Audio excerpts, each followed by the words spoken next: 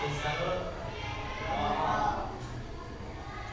Lutfiah Anda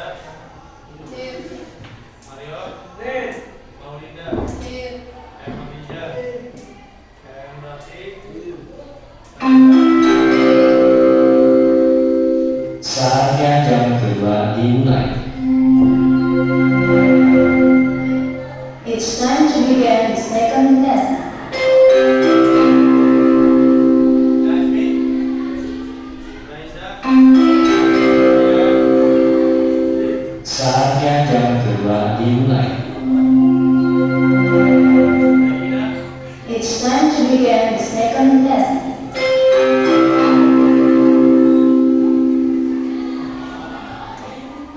Desi Sabani Sania Sania Lin Oke. Apakah ada tugas? Oke, jadi di sini Bapak belum berbicara mungkin ada sedikit campur Indonesia bahasa Sunda, jadi kita ingat aja pakai bahasa sendiri-sendirinya. Jadi terhadap bahasa Indonesia ada bahasa Sunda. Oke, dibuka bukunya halaman sebenarnya terakhir. Halaman 40.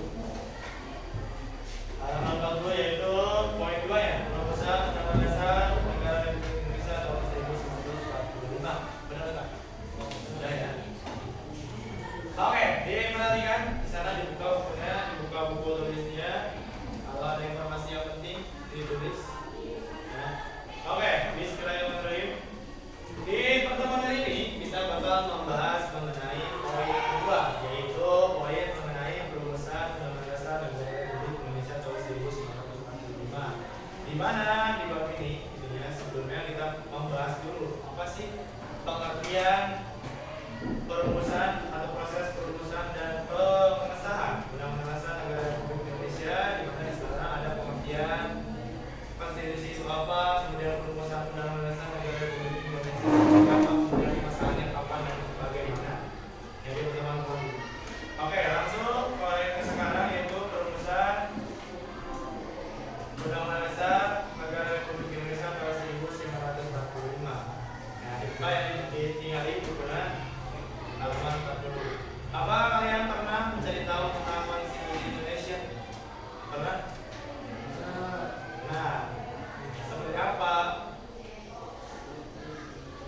Konstitusi Indonesia adalah Undang-Undang Dasar Negara Republik Indonesia tahun 1945. Undang-Undang Dasar Negara Republik Indonesia tahun 1945 dijadikan sebagai hukum dasar dan dalam peraturan perundang-undangan di Indonesia. Dalam ketentuan peraturan perundang-undangan di Indonesia, Undang-Undang Dasar Negara Republik Indonesia tahun 1945 menempati urutan pertama dalam dan tertinggi dibandingkan dengan peraturan perundang-undangan yang lainnya. Hal tersebut menunjukkan bahwa Undang-Undang Dasar 1945 merupakan sumber hukum bagi seluruh peraturan perundang-undangan. Nah, di sini disebutkan bahwa ketika kita membicarakan mengenai konstitusi atau peraturan di negara kita, di negara Indonesia, yaitu peraturan apa? Undang-Undang Dasar ya, sebagai hukum di atas hukum, di mana ketika seseorang pemimpin, balik lagi bahasa itu, seorang pemimpin ingin mengeluarkan sebuah kebijakan. Contoh, di kelas tidak boleh gaduh ketika belajar.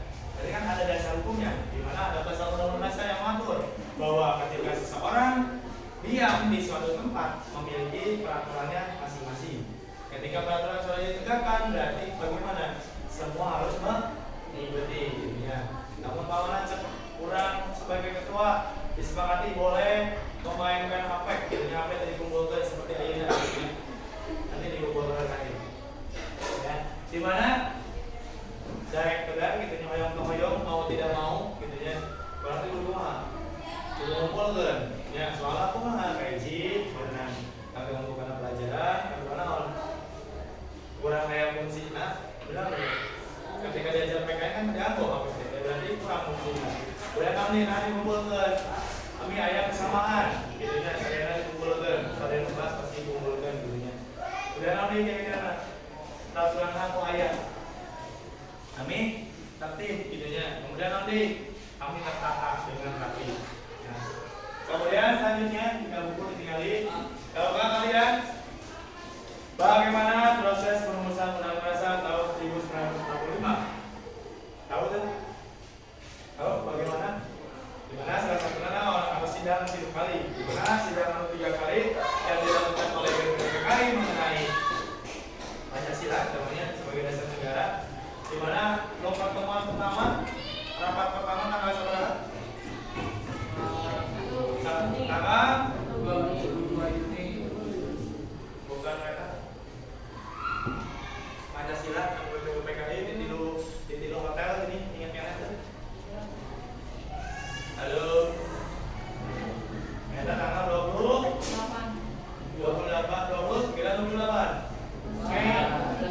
29 Mei. Anu kadua tanggal berapa? Anu kadua 30 Mei. Kemudian tanggal lain 1 Juni.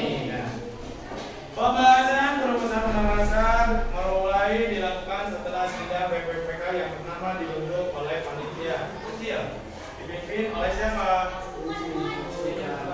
Tugas panitia kecil ini adalah menampung dan menginventarisasi rumusan dasar negara dari para anggota BPPKI. Kemudian pada tanggal 22 Juni 1945 dibentuklah panitia 9 yang berhasil merumuskan naskah Piagam Jakarta, di mana Piagam Jakarta sendiri memiliki kemiripan dengan apa?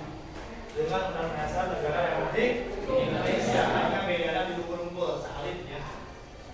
Kemudian atau yang dikenal dengan istilah Jakarta Charter atau Piagam Jakarta inilah yang kemudian menjadi rancangan pembukaan Undang-Undang Dasar.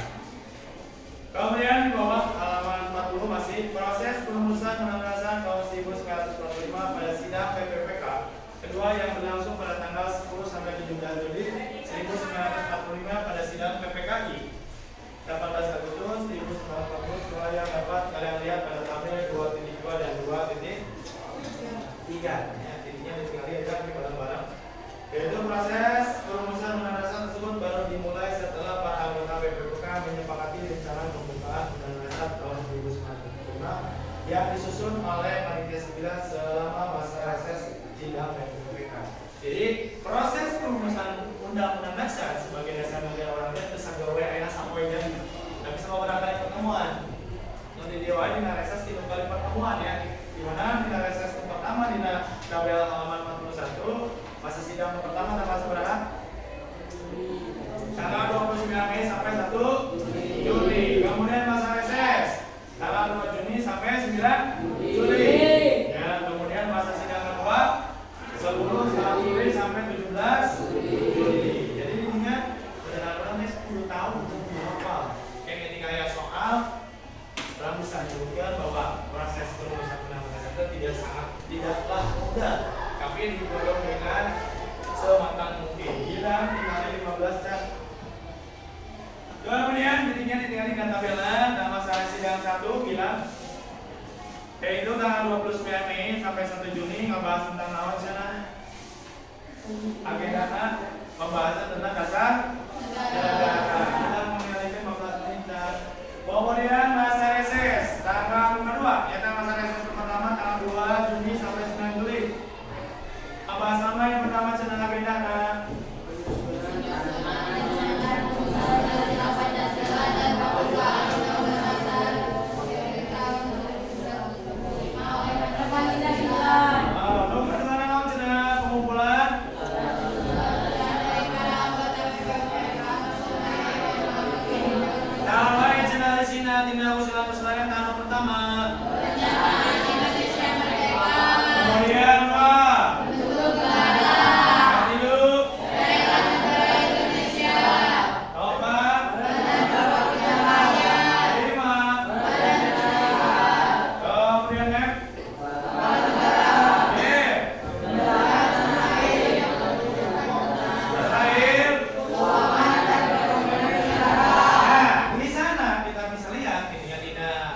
tabel kedua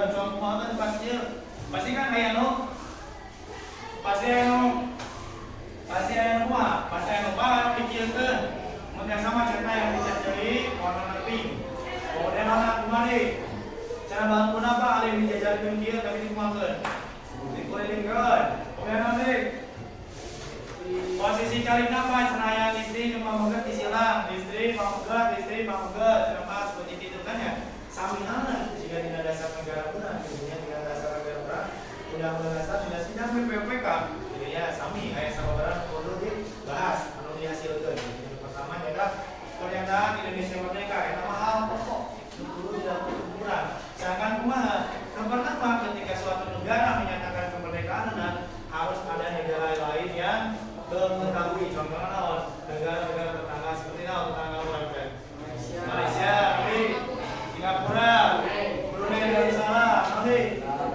Timor Leste betul, Australia, Papua Nugini, dan lain sebagainya. Intinya di mana kemerdekaan berarti dideklarasikan oleh merdeka. Jika kami merdeka ya cara ngobrol bayun mahali, kami bekerja memacet kami. Berarti kan kami sebenarnya dari sekalian bahwa kami bakal ngobrol seenak kami ini setelah sepengetahuan saya sami anak jika cinta ketika yang diajar PKM gitu yang tinggali dia merdeka ngobrol bagaimana dengan gerakan-gerakannya seperti apa itu salah satu contoh bahwa cinta harus mengalami kemerdekaan untuk diri sendiri. Kemudian selanjutnya itu bentuk negara di mana bentuk negara boleh ngobrolkan masalah kumaha pemerintahan kemudian kumaha dari mana sampai ke mana Indonesia teh ya perbatasanna lalu Malaysia berarti dia berkadir ya contohnya 8 tema boleh langsung ukur video yang mereka ngadugikeun ka akhir tangkap itu kita berarti angka-angka kemudian waktu itu daerah negara Indonesia ditingali daerah negara Indonesia teh di mana dugikeun ka mana nu kumaha Indonesia teh